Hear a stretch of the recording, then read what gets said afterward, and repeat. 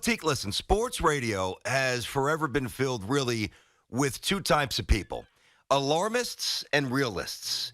And I think at various points, depending upon the topic, we fluctuate and we have the ability to wear both hats, depending upon the moment. I think it is very much in the latter, the realist part of the conversation.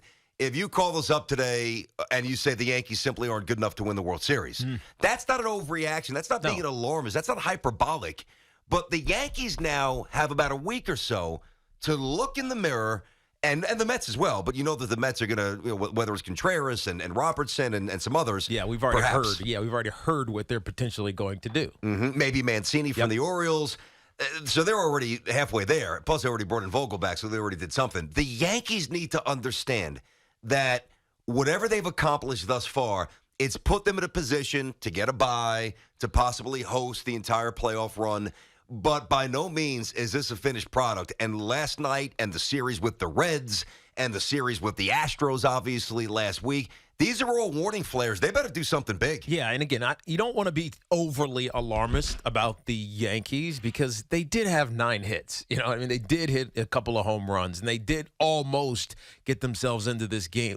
And you get to the point where they could come back and win this game without playing their best baseball. But the bigger picture for me with the Yankees is that consistently when we had these matchups against the top-end opponents. And again, I don't want to hear about Boston and Toronto and Tampa. They're in their division, and they beat them. I mean, the top-end opponents, the Houston Astros and really the Mets right now, leading their respective divisions, the Yankees haven't risen to the occasion. They play well at points. Maybe they get a walk-off from Aaron Judge. Judge has been fantastic, obviously, in these moments. But over the entirety of the team, they're not playing solid baseball in the biggest moments of the season so far.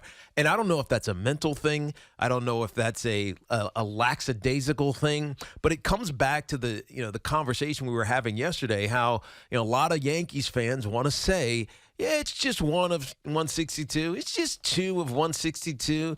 But what did I tell you? And BT asked me this one time years ago. He's like, Teak, how do I get fast? Right? I was like, you got to practice running fast to get fast. You're not going to jog and then all of a sudden run a 10-5-40, 100 meters. You know what I mean? You're not going to get fast by practicing slow. The only way you get ready for big moments is when you get the opportunity for big moments, you play great in those moments because it's just not going to happen. And I think Yankees fans, because of how good they've been this season, the history that people want to dwell on for the last 50 years, 100 years, whatever it may be, they think that it's just going to happen. Like, success doesn't just happen. It's intentional, right? The reason that teams win Super Bowls or teams win World Series is because they're intentionally focused on doing something right.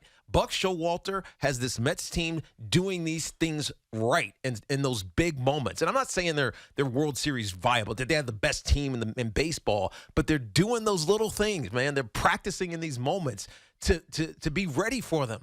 I don't see the Yankees doing that. I see the Yankees saying things like, yeah, we didn't play well today. Yeah, we'll get them next time. Like that, I don't love that. You can say that against the Cincinnati Reds if they happen to beat you in the series like they did a couple weeks ago. But you can't do that in these moments where you're not going to get very many of them to practice being great against a great team. That's my problem with the Yankees. I got you. 877-337-6666 is our number. 12 o'clock all in. We'll go there. 12:20 Yankee tickets, sprinkle in some Jets and Giants stuff, but obviously a huge baseball day. Met fans got to be feeling good. Phil's in River Edge on the Fan. What up, Phil? Hey, BT. Philly boy. Yeah.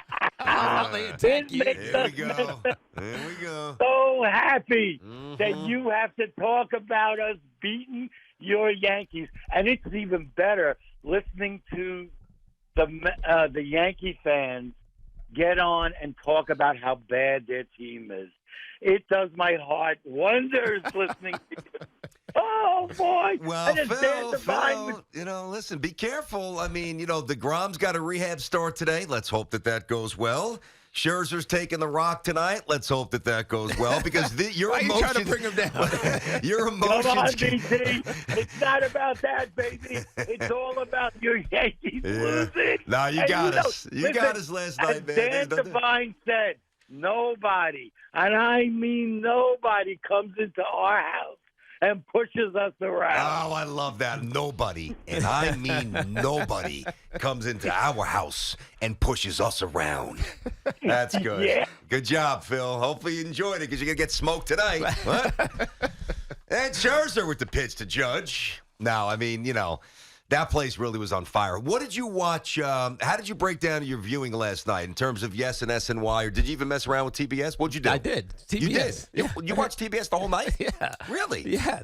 Again, I wanted a national. I know what I'm going to get from the local. Who did the game? I didn't flip it on for a second on TBS. I don't even remember. Gotcha. It's one of those, you just hear that you don't pay attention. Was it really. Smoltz?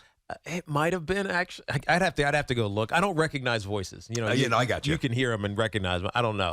But at the end of the day, though, I think that the presentation of the game, it wouldn't have mattered because what was happening was telling you what was going on. Like from the very beginning, with the 42,000+ that were in the stadium, and Judge goes yard, and then Rizzo goes yard. It's like, is that what's happening here? Like the atmosphere, like what is it?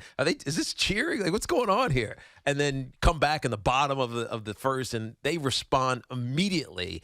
It set the stage for what was going to be an unbelievable 2.5 hours. Well, Met fans were extra spicy toward me last night, and I fully expected that because I didn't tweet much during the game, but I tweeted at one point, and I started with Yes. I probably watched the first 5 innings on Yes, and then I finished up on SNY with Gary and Keith and Ron. And at one point, probably around it was fairly early, second inning maybe. Yeah. I thought Yes did a really good job. They scanned the stadium. They showed the Hernandez footage from his retirement, his number retirement. They had some B-roll from that, and they talked about Hernandez and Don Mattingly, and I thought it was really good. And I just tweeted, I'm like, yeah, nice job by Yes, finding a way to give us a little Donnie and Keith fuel. Dude, the people, what are you watching Yes for? Yes stinks. It's the inferior broadcast. Why aren't you watching SNY? I'm like, oh, my God. I mean, I'm going to. Relax. They couldn't wait to come at me last night. They were howling. Yeah, I love it. Because you're a Yankees fan? That's why you were watching the Yes Network, maybe? But I told you, when these two teams, I do the same thing with the Knicks and the Nets. Yeah. It's different with the Jets and the Giants because it's national. But I always go to the opposing, meaning my non-fandom network, just to get a little bit of, because I know you're going to get a little something different. Yeah. And I like that. So it's going to be I interesting. thought both were good. It'll be interesting tonight because I have an event tonight. I Okay. told you. What do you got tonight? With Mike Piazza. It's a Duzio event. All right. So Is he coming on the show? Maybe. What do we get? We was just on with Evan and Craig the other day. Trying to get him on. Yeah, but he was just on our, That's true. Our brother show. So it's That's hard true. to. But I'm not going to be able to hear it, so it's going to be on. You guys doing it in a restaurant? We're doing it at I forget the name of the venue. We usually do it at Slate, but it's not at Slate today. I forget the El Doro or something like that. Okay. But it's going to be on, but I'm not going to be able to hear it. So I'm going to be interviewing Piazza, trying to pay attention to this game. Listen, just put the Odyssey app. It's free. You got the station. You got the game coming in. 101.9 FM. The Fan. Let's go. Free Odyssey app. Here it is. Just stick an earbud in my off ear. Yeah, Mike. Nice story, Mike. Anyway, here's the pitch. Yeah, what were you saying there, Mike? Okay, Piazza. Yeah, I got you. Wait, what happened? You thought you took Mariano deep in 2000. Bernie caught it. Gotcha. That's right. Wait, you don't want to talk about Clemens? Okay. Anyways. 877-337-6666.